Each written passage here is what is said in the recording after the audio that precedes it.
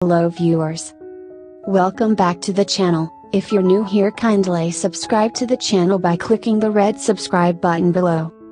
And turn on the bell icon to get notified immediately we post a video. Have you ever desired to have very white teeth? This simple teeth whitening home remedy is the best and simple way to whiten your teeth at the comfort of your home. Let's get right into the video. First, grab a fresh piece of cabbage and grate it on a grater.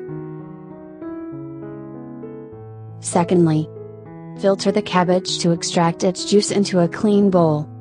Finally, add 1 tablespoon of sodium bicarbonate and stir the mixture in the bowl. Brush your teeth with this solution for 2 minutes and brush your teeth again with your toothpaste afterwards. Do this twice every week for faster results. Don't forget to give us a thumbs up and subscribe to the channel if you haven't. Watch the next video on how to cure bad breath permanently. See you in our next video. Bye.